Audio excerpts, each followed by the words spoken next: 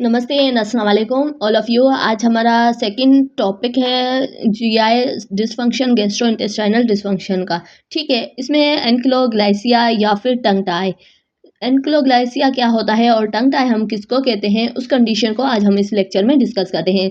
तो सबसे पहले एनक्लोग्लाइसिया या फिर टंग टाई जो है the condition which childrens tongue are remove attach to the remain attach to the bottom of the mouth.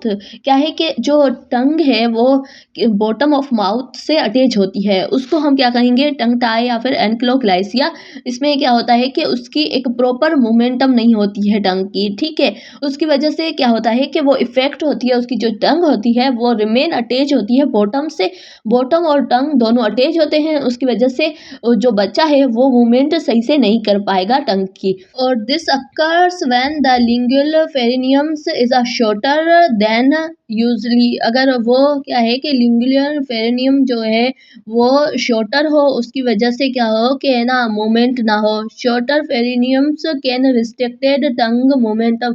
अगर उसकी जो टंग की मोमेंटम सही से ना हो, ठीक है, पेरिनियम जो है वो क्या हो, रिस्ट्रिक्टेड हो या फिर छोटा हो, शॉर्ट हो, उसकी वजह से मूवमेंट ना हो प्रॉपर, उसकी वजह से जो टॉकिंग में भी एबनॉर्मलिटी होती है, डिफ़िकल्टी होती है बच्चे में।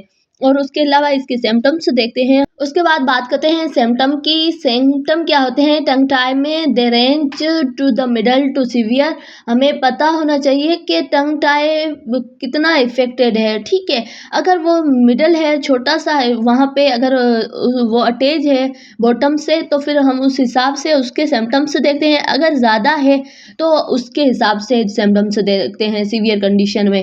तो teach difficulty with sound require, क्योंकि क्या होती है टंग की मोमेंटम ही तो है ना हमें टॉक करने में, स्पीच या फिर साउंड की रिक्वायरमेंट हमारी पूरी करती है। अगर ये दोनों चीज़ें नहीं है तो हमारे जो स्पीच में हमें डिफ़िकल्टी होती है। तो अगर जिस पेशेंट को टंग टाई है उसकी स्पीच में डिफ़िकल्टी होगी, साउंड रिक्वायरमेंट नहीं होगी, tongue touching the roof of the mouth, और टंग जो है ना वो टच हो रही होगी roof of the mouth and upper front teeth, जो भी अपर फ्रंट टीथ है वहाँ पे वो अटैच हो रही होगी। ये सारे इसके सिम्पटम्स होते हैं टंग टाई के। अगर सिम्पटम्स की बात करते हैं, डिफ़िकल्टी इन स्वेलिंग और difficulty movement their tongue toward roof. अगर रूफ की तरफ मूवमेंट करा रहा है उसमें भी डिफ़िकल्टी होगी। Their mouth for the side to side, अगर साइड टू साइड मूवमेंट करवा रहा है तो उसमें भी डिफ़िकल्टी होगी।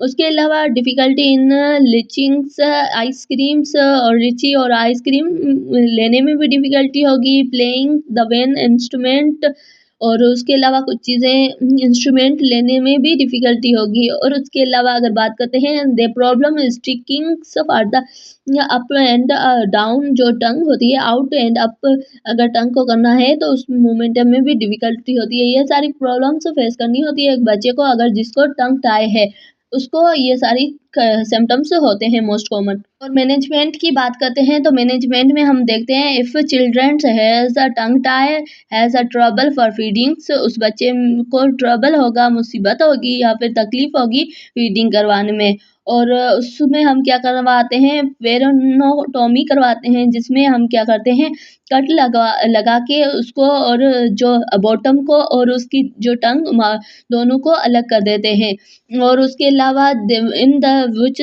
सर्जन्स कट द, जो कट लगाता है लिगामेंट एंड फेरेमेंट्स, इन दोनों में क्या करता है वो टंग में कट लगा देता है। उसकी वजह से क्या होता है कि जो डिफ़िकल्टी हो रही होती है वो कुछ मैनेज हो जाती है।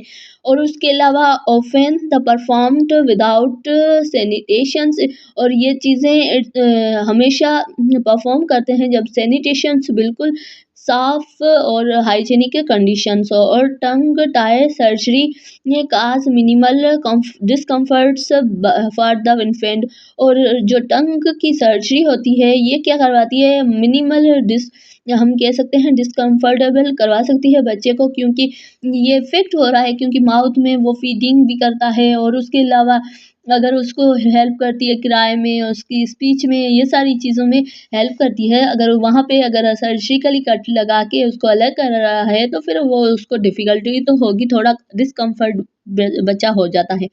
So thank you so much. आज का वीडियो इतना ही, मिलते हैं नेक्स्ट टॉपिक में और नेक्स्ट पार्ट में। Take care, bye bye.